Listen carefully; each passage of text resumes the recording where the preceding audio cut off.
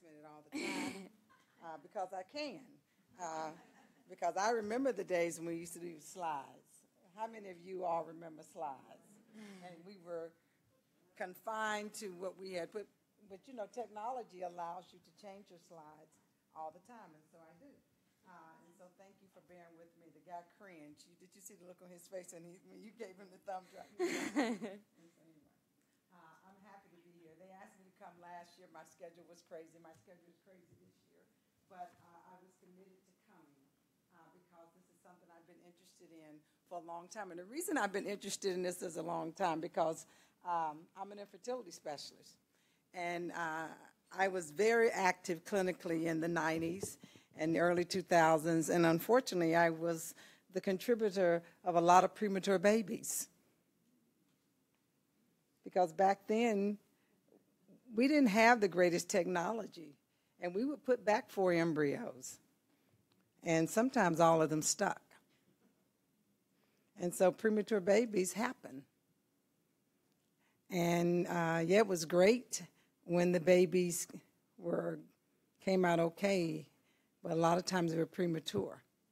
And I never will forget going to visit one of our babies that we had worked really hard to get, and the mother's milk didn't come down. And there was not the opportunity for her to breastfeed. But there were women there who were donating their milk. And I asked the question, what's the screening?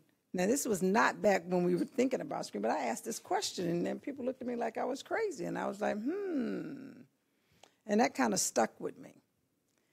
And then I thought about when I was at Grady training in the 80s, and we were doing 10,000 deliveries a year and a lot of teen pregnancies, and nobody was having those discussions when preterm babies came. Everybody was giving those babies formula, and nobody ever thought about whether or not there should be donor milk or should the mothers breastfeed or did it matter. And that kind of just sticks in the back of your mind, and you go through your life and you train, and there are opportunities that come along in your career when you start to be able to make a difference. So let me give you my disclosure, because my disclosure is actually some of the things that gives me some opportunities to now make some differences. So I sit on the board of United Health Group, which is the 6th largest company in the world and the largest insurance company in the world, but it's really not an insurance company. It's a health delivery company. I sit on the Council of Deans of the Association of American Medical Colleges. I sit as a council member of NCATS, the National Center for Advancing Translational Science. I'm a board member of Kaiser Permanente School of Medicine. I'm a board member of the Ramirez Foundation, which has 2 children's hospitals, big children's hospital, $6.4 billion foundation dollars that fund this from the Alfred DuPont. So we talk about children all the time. And then NICU, Meta Advisory Team, which is a donor milk company. And this is one of the things that really sort of brought me back to breastfeeding and being passionate about breastfeeding and donor milk again. About 2 years ago, this company calls me because I wrote a piece, spoke about a piece about donor milk not being accessible many years ago. Didn't think anything of it. And they had gone through a process of processing donor milk in a different way and thought that it needed FDA approval. And they reached out to me because I sit on the FDA advisory board for 8 years for reproductive and urological drugs, and they thought that it would need FDA approval. Well, it comes to find out that it didn't because it's a nutritional supplement. But they thought the way they did it was so unique that it would. It didn't. But in the process of looking at this, we started to figure out again that the disparity had even widened with the access of donor milk. So we were reaching out to different groups, and then it comes to find out that the CDC was already working on this, and I'm sure many of you all have seen the excuse me, the MMWR report that recently came out, and I think I have a slide or two about that, about where you deliver your baby really does matter, and whether or not you're going to even have access. And it was the same thing that I saw 25, 30 years ago about whether or not you would have access if you had a premature baby. So yes, we should be encouraging breastfeeding because that's the gold standard. But even access, such that we can decrease the morbidity and the mortality associated with what happens with premature babies. And then I do still receive research funding from NIMHD, and I still do some of my work with developing purified hormones for fertility drugs, which is what one of my passions is. So there's overwhelming evidence that breast milk is the best food for infants. I don't think any of us can deny that. The impact on the health of the mother and the baby and the cost saving to society if a baby is breastfed is important. And research continues to show that it's the preferred food for infants. So I'm not telling you all, and probably won't tell this group much that you don't know. The CDC estimates that 15 to 20% of obesity could be prevented through breastfeeding. I think we need to do a lot more work in this area because, as you all know, women are concerned about this in those first 6 to 12 months after they have a baby. Breastfed babies self-regulate their intake. That is definitely true. Breast flavors in the breast milk, and that's data to support this, exposes children to a wide range of tastes. When infants start solids, they eat better a variety of foods, and clearly has different effects than formula on infants' metabolism and hormones such as insulin. Mothers do lose weight and can return to a pre-pregnancy size sooner. It burns about 500 calories. Exclusive breastfeeding delays the return of the menstrual cycle, though we do see that. And women who breastfeed for a year or more are less likely to develop hypertension, diabetes, hyperlipidemia, and cardiovascular disease. Again, we in our cardiovascular research center have a cohort that we are getting ready to longitudinally look at over time to follow these women to see if this is actually borne out in a racially diverse population of women. And again, all of the work that I've been thinking about with breastfeeding, and we will enroll a cohort of women who have participated in being donors in one of the arms of this. Because women who donate, as you all know, don't just donate one time. Some of them become donors for multiple times. And so we want to see what is the long-term consequence, if any, benefit or risk for them being donors.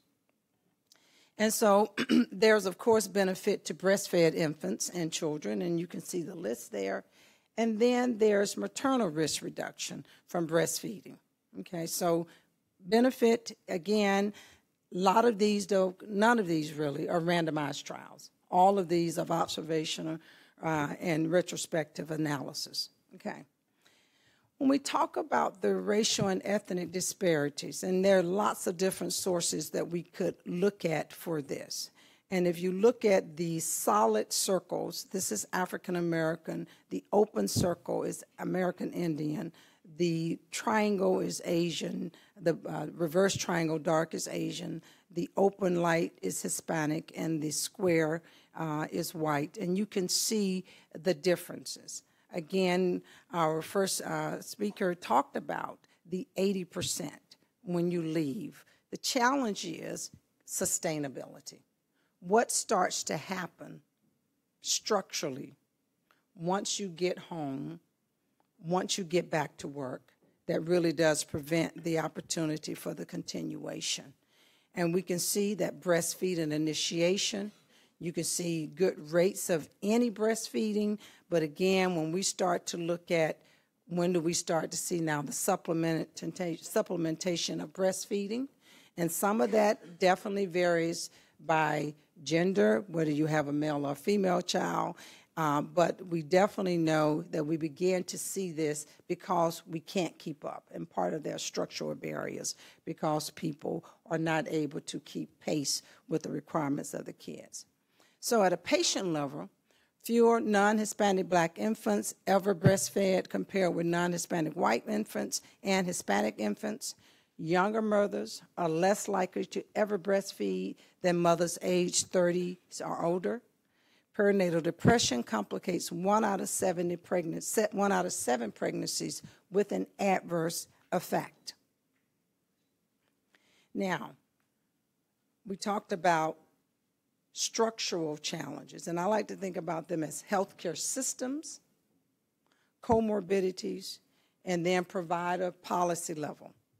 So I was really interested in looking at, and this was older data that originally used to talk about WIC being a barrier, but there's recent studies that have come out that have refuted that WIC is not a barrier. I know we have a speaker coming up, and I said, you know, when I worked at Meharry and when I have worked at Morehouse School of Medicine and worked at these inner city hospitals, it is how you partner with these mothers, particularly these younger mothers, and letting them know that this is a resource for them, but it is how early you get to engage them in the prenatal process. And so you start with breastfeeding is the most important thing that you can do to bond with your child. Breastfed children, and you're giving them the education. And then you are giving them, though, the comfort that the WIC is the opportunity if something falls short. Not them, but if something else starts to prevent a challenge. And so that's sort of how you begin to tell the story.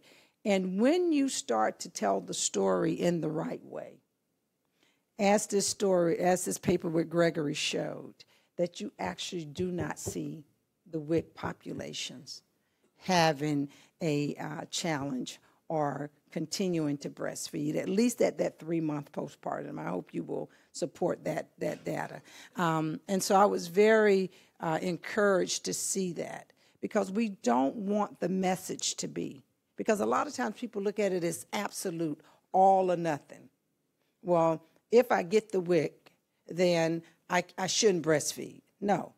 It is an and. It is an opportunity that we should use to let them know that there is backup. But what we want them to do, clearly, is to breastfeed. Comorbidities. Antenatal depression is real. And how we support women during the transition, those first 6 weeks, those first 6 days, when you are really overwhelmed.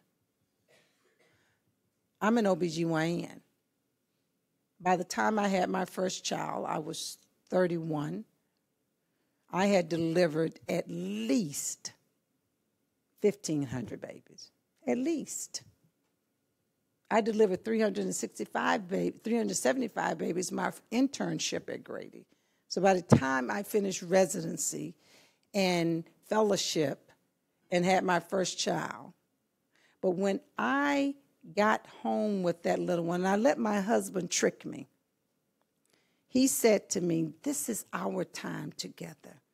Don't let your mother come until 3 or 4 days that later." That was a mistake. That was a mistake. I was overwhelmed. I couldn't get the breastfeeding right. I couldn't get anything right. And I understood what it felt to be down. So imagine not having the resources even that I had and the knowledge that I had. And I was overwhelmed. And so what we do to support women, lactation nurses are stars.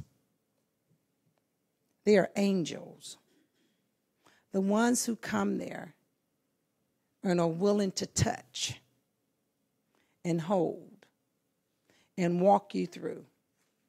And so one of the things that I have been pushing in the postpartum period with some of the boards that I happen to be on is being able to push even that level of service into the home in those immediate days after childbirth, because it is those type of care coordination opportunities that will create the sustainability.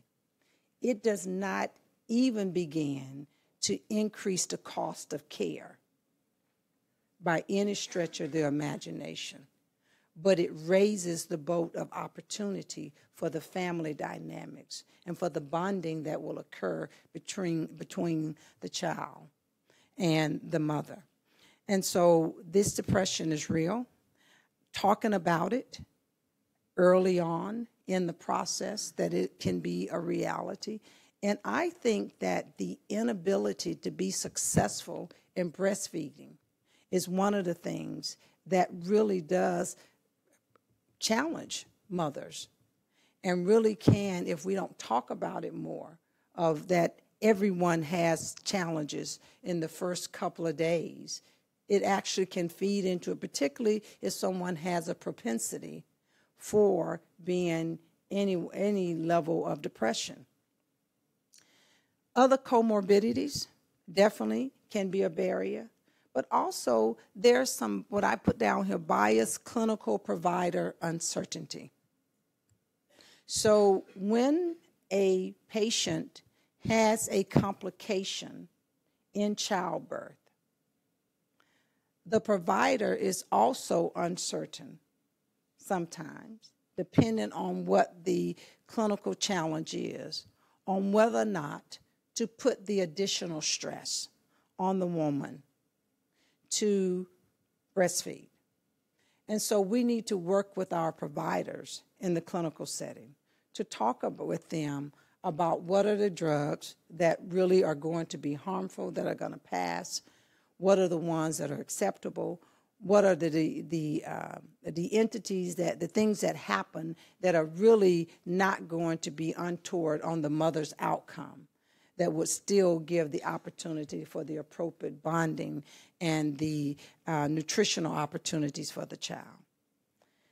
Hospital policies are improving, but not always. The sensitivity around the privacy that has to be culturally sensitive and culturally relevant, dependent on who that patient is, I think is something that has to be taught and learned. Just because it's taught does not mean that it is learned. Just because it's taught does not mean that it is learned. And what we have done in our medical school, and many medical schools are adopting this now, is that we are creating educational scenarios around this on our team-based learning. Nursing has been very helpful for us in helping our medical students, our residents, to understand how to engage women in an environment where they are breastfeeding, what the boundaries should be, what women feel comfortable with, what level of engagement they feel comfortable with. And that has been very, very helpful for us. And so there are things that we need to do in the hospital, I think, that are important. And then again, and I know you all will talk about this, what are the issues that are happening in the workforce that give women the opportunity to have the time? I can tell you, I went back to work with both of my children at 6, and I'm a surgeon, and I went back to work at 6 weeks with both of them. And I was trying to pump in between cases, and it was the craziest thing and I thought I was empowered and clearly was not. And you know, when I think about that now, I get more so angry with myself than anybody else. But now I actually can put in policies that allow for people to have what we call now, you can call a timeout between your case if you need timeout to pump, and the case can be actually delayed for 30 minutes, and you will not be penalized. And the world does not fall apart. It really doesn't. It doesn't fall apart. So the Affordable Care Act gave us significant gains in health disparity. You know, it really did make some differences. Beyond access, it removed some of the structural barriers. It really did. It did increase the access for African Americans. It increased the access for Hispanics. It raised the boat for everyone, and it removed some structural barriers, and specifically, and I know you know this, for the breastfeeding, it gave the reasonable break time for mothers to express. It gave a place other than a bathroom that would be shielded from view, free from the intrusion of a coworker or public. And I love when I go to the airport and they have the pods. I love when I go to the airport and they have the pods, and that the breaks must be paid. That's all a big deal. I mean, it is a big deal, and so I'm pleased to see that. And then we saw the work, and this is a study from Maine that actually looked at what happened when they actually provided pumps, actually gave equipment in the hospital setting, or made it available in the hospital settings, particularly for babies that were in the nursery and preterm for whatever reason, and they actually saw an increase in the continuation of the nursing, and so that was very important. So giving pumps and allowing them to be covered on insurance made a difference. And then what we saw, it was also overall an increase in breastfeeding by 10% and 21% for duration, just because of the Affordable Care Act. So the Affordable Care Act makes a difference. And at this point, unless something has changed this week, we have not seen a change yet. Did anything happen on Twitter this morning? Nothing. So we have not seen the change yet, but we could. I hope it's one of the things that is sustained. And so we're hoping that that is the case. Again, if we could get 6 months of breastfeeding, I think we would think that we've made progress. I think all of us would think we made progress. If we could get everyone to have a breast pump covered by insurance, I think we would think we made progress. Medicaid and commercial insurance, I would think we've made progress. You know, if we could think every hospital or every area had a lactation nurse, 1, 2, 3, 4, based on some ratio that everyone can have education and training, I think we would think we've made progress, right? One of the things that we continue to be challenged with, though, is disparities in birth outcomes. There are significant disparities in birth outcomes, you all, based on race. Preterm birth, low birth rate, infant mortality is greater for Black and non-Hispanic infants and non-whites. Studies show that African American women, of course, lag behind when choosing to breastfeed, and some of this is nutrition, but a lot of it is other things that we cannot explain. Our national conference this year, our annual conference this year, based on, in honor of Henrietta Lacks, will be on infant and maternal mortality the last Friday in September at Morehouse School of Medicine. Please feel free to join us. All babies matter. Every baby deserves a healthy start. In 2015, the overall preterm birth rate was 9.6%. For non-Hispanic Blacks, it was 13.4%. For non-Hispanic whites, it's 8.9%. For in 2015, the preterm birth rate for Black infants was 51% higher than for white babies.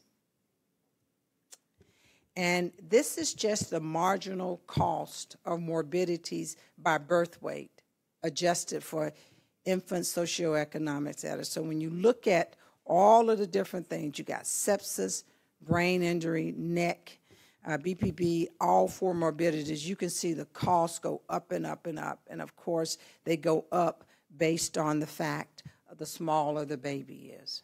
These are significant, and we are seeing them every day, and we are not necessarily making as much headway as we want to.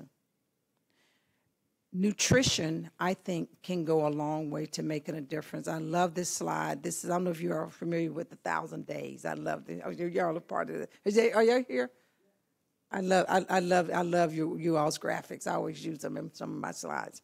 And so I love this one right here, the power of 1,000 days. I always use them. And so you talk about pre-pregnancy, because people in utero, a lot happens in utero. And so we always want to encourage people to eat healthy, because the nutrients there matter. And when you talk about, they're 10 times more likely to do this, and 4.6 more grades, and then they 21% more time are rages than adults, and then they have healthier families. These things make a difference. They sort of resonate with people. So if you don't know this site, use this site. They have good graphics. They have really good graphics. Now, why human donor milk? Because, you know, there's bovine milk, there's human donor milk. There are all kind of fortifiers and supplements. And I tried to take all the branding off of any slides. I may not have made it, but I tried to, because you all, I really don't care which company. I don't even know all the different companies.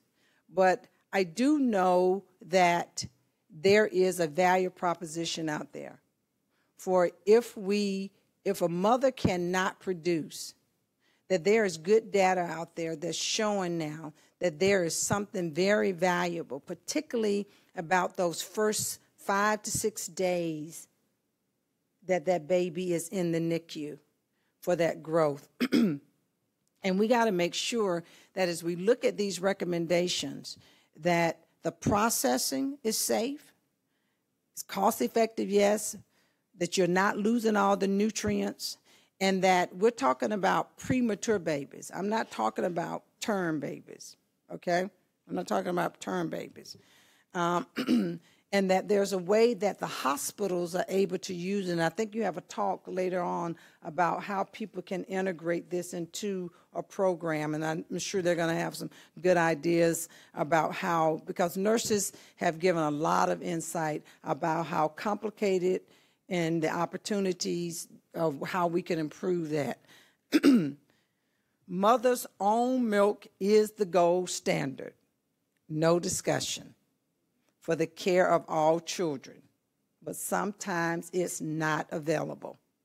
And so when you start talking about very low birth weight babies, I'm talking about babies less than 1,500 grams, we want to be able to see if we can have donor milk available to them. Premature births are the leading cause of infant death. One of the biggest risks is NEC. Human milk has been proven to reduce the incidence of NEC. 450,000 babies born annually in the United States, and the premature birth rate is 11.5%. The American Academy of Pediatrics has recently issued a policy statement on the use of what we should do on the guidelines for using donated human milk and commercial milk banks. And the World Health Organization has recommended that all pediatric foods be sterile when dealing with children at the greatest risk. They also have recommended use of human milk when the mother's own milk is unavailable. And those are the references that you'll have there. And so I tried to look at any studies that looked at bovine milk versus human milk, and looking at the two major things that you think about is NEC and sepsis.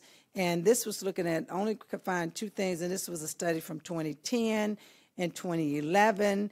And you could see that the bovine milk was associated with a higher cost than the human milk. But they did both have a reduction in NEC, and I have something that's a little bit better here.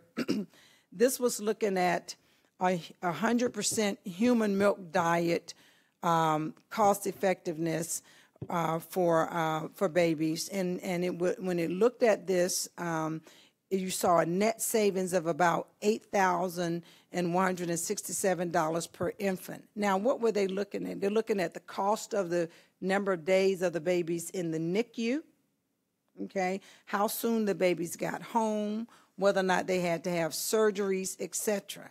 And so looking at these things, you got to look at the totality of care. And so now putting it in written form. So the incremental cost of medical neck, whether or not they end up having surgery, okay, over surgical neck, in these extremely premature babies, so you can see the differences here. Most of these, though, products are with fortifiers.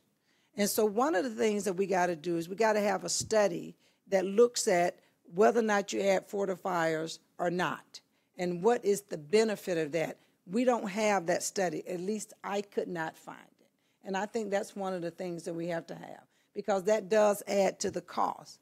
But even if you add a fortifier and you increase the cost, I don't believe that that surpasses the cost of keeping a baby in the ICU. And if you can decrease the chances of neck, I believe is worth it. And so I think that that study definitely needs to be done, because what we want to do is to prevent neck, clearly surgical neck, but we clearly want to even prevent medical neck, whereas we're having to do the palliative treatment, et cetera. So one of the things that's clear is that the data is not clean.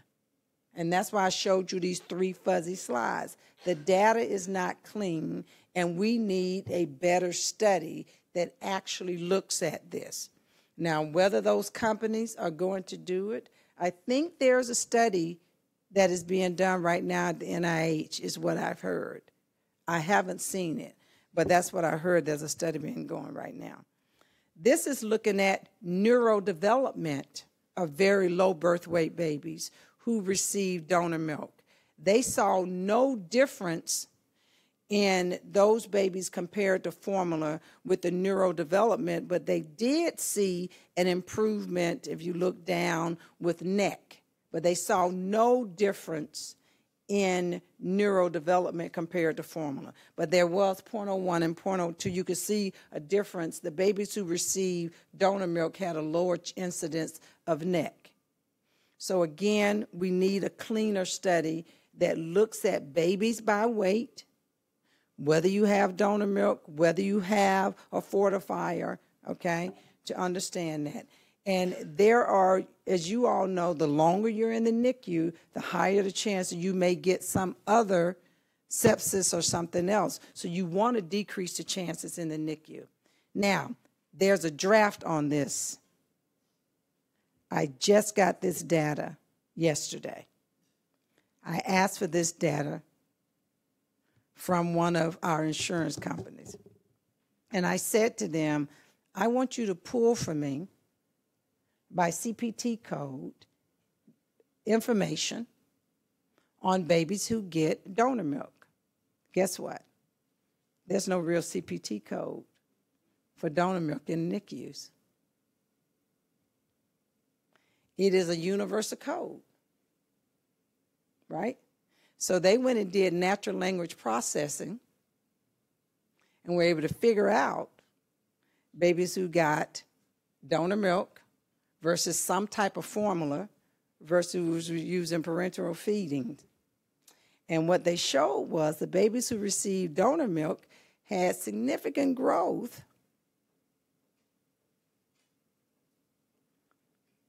compared to those who got feeding versus those who got formula. And it appears, this is draft, hot off the press, these first 6 days really does make a difference.